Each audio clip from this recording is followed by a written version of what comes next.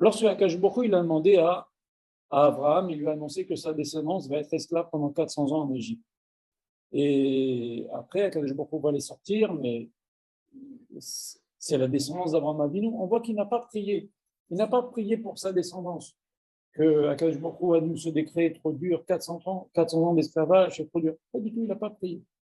Et on voit que quand Akash Baruch Hu, il a dit à Abraham, tu sais, la ville de Sodome, Amora et les villes aux alentours, elle va être détruite. Akash Baruch Hu l'a dit, et s'il y a 50 sadikim, et s'il y a 40 sadikim, et s'il y a 30 sadikim. On voit qu'Abraham Avinu, il a beaucoup prié pour cette ville-là. Pourtant, c'était tous des Réchaïm, il le savait parfaitement. Ce n'étaient pas des gens de sa descendance. Alors, pourquoi, pour eux, il a prié, et pour sa descendance, pour laquelle Akash Baruch Hu annonce 400 ans d'esclavage, il n'a pas prié. C'est étrange. Alors, le Rav répond ainsi, il y a un grand secret là-dedans, c'est qu'Abraham Avinu a compris que ces 400 années en Égypte et l'esclavage en Égypte, ça faisait partie de la construction du peuple juif. Si on passait par ce creuset-là, qui va faire de nous le peuple juif, vous savez, on dit que jusqu'au moment de la sortie d'Égypte, c'était la famille d'Yaakov.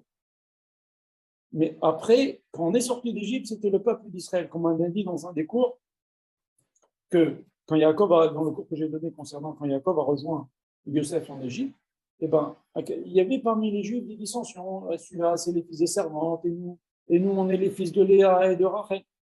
Après, il n'y a plus eu d'histoire comme ça. On est un peuple uni, peuple juif. Et donc, Abraham Avinu a compris qu'en descendant en Égypte, en fait, on allait participer à la construction du peuple juif. Et c'est ce peuple qui va être, grâce à cela, il va mériter de recevoir la Torah, de recevoir la terre d'Israël, de recevoir le Olam Haba. Un type qui ne respecte pas la Torah, il ne peut pas avoir après 120 ans le Olam Haba.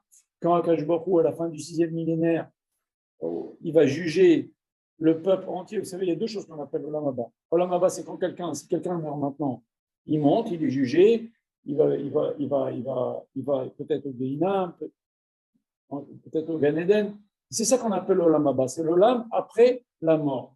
Mais il y a un autre Olam Haba qui est marqué dans le Navi, qui est marqué Vine Yom Agadol Vanora Boer Katano. Voilà un jour qui brûle comme le four, qui va venir. Akash Baruch Hu, ce jour-là, il va ressusciter tous les hommes, depuis Adam Arishon jusqu'à ce jour-là, juifs et non juifs.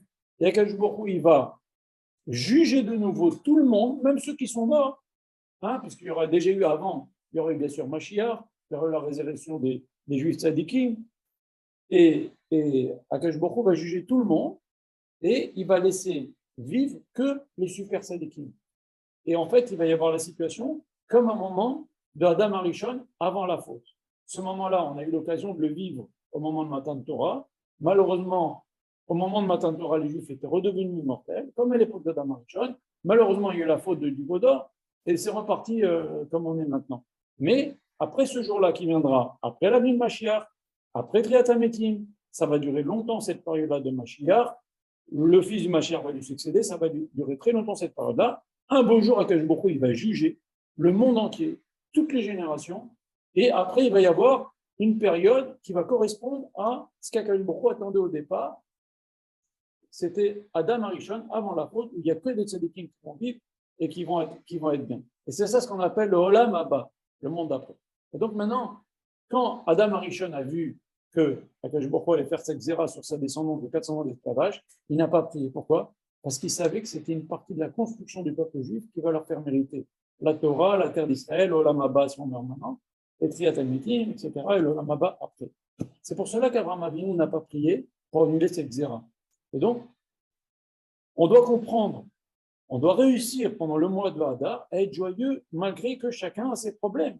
Les problèmes, ils ne sont pas éliminés le jour de Rosh Chodesh Hadar. Chacun a ses problèmes de sa vie. Mais on doit comprendre pendant cette période-là que les difficultés que l'on rencontre sont bien souvent des moyens de nous faire grandir. Ce sont des constructions de notre personne. Comme on a dit durant un cours, David Ameller, s'il n'avait pas eu tous les problèmes qu'il a eus, il a été pourchassé toute sa vie, David Ameller. Tout le Teilim est témoin de tous les problèmes qu'il a eu. Il a dit lui-même tous les problèmes possibles et imaginables, je les ai eus. C'est marqué dans Teilim, tous les problèmes, il est poursuivi par-ci, par-ça. Il n'a pas arrêté le pauvre David Ameller toute sa vie, c'était des guerres. Depuis petit, on l'a maltraité, on l'a pris pour un mamzer. Après, plus tard, on l'a dit qu'il n'était pas juif. Après, il y a des guerres de partout. Son beau-père, S'il n'avait pas eu tout ça, David Ameller, il n'aurait pas écrit le Tehillim. Il ne serait pas devenu David Ameller, le pilier du trône d'Hachem. Pareil pour Abraham Avinu. Abraham Avinu, s'il n'avait pas eu ces 10 épreuves, eh ben, il n'aurait pas été non plus le pilier du trône d'Hachem, il n'aurait pas été non plus celui qu'on appelle pendant la Yamim Noraïm, à Rosh Hashanah et Kippour, on n'arrête pas de dire Etchar et Ratson, l'Akedah d'Yitzhak. Si Yitzhak n'avait pas eu cette épreuve-là de Akedah, il avait 37 ans, il aurait pu lui dire laisse-moi tranquille à son père. S'il n'avait pas eu toutes ces épreuves-là, eh ben, ils ne seraient pas devenus ce qu'ils sont devenus. Pareil pour Yosef Hatzadik. Yosef Hatzadik, s'il n'avait pas eu cette épreuve avec cette femme, s'il n'avait pas eu 12 ans de prison, il ne serait pas devenu l'homme qui va tracer la voie aux Juifs de ne pas fauter pendant 210 ans en Égypte. 210 ans dans le pays le plus impur du monde. S'il n'avait pas eu ces épreuves-là, il ne nous aurait pas tracé la voie. Donc en fait, on doit comprendre, réussir pour être joyeux, on doit comprendre que les épreuves, c'est pas, Akash Baruch Hu, il ne nous envoie pas des épreuves stables. C'est des fois pour nous construire. D'ailleurs, on voit les gens qui ont eu des épreuves dans leur vie, ils ont beaucoup plus de profondeur que les gens qui n'en ont pas eu. Laura avait dit d'ailleurs dernièrement dans un des cours, quand il arrive quelque chose à quelqu'un, s'il veut savoir si c'est une épreuve pour le faire grandir, ou est-ce que c'est une punition, eh bien, il voit à la fin de l'épreuve, 2-3 mois après l'épreuve, où il en est spirituellement. Est-ce qu'il a dégringolé spirituellement ou il a récupéré, parce qu'au moment de l'épreuve, des fois, on est perturbé, on n'arrive plus à prier de la même façon, on n'arrive plus à étudier de la même façon. C'est tout à fait compréhensible. Maintenant, 2-3 mois après que l'épreuve soit terminée, est-ce qu'il récupère son niveau spirituel? S'il récupère son niveau spirituel, c'est une épreuve pour faire grandir la personne. Si la personne ne récupère pas son niveau spirituel, c'est une punition pour ses fautes.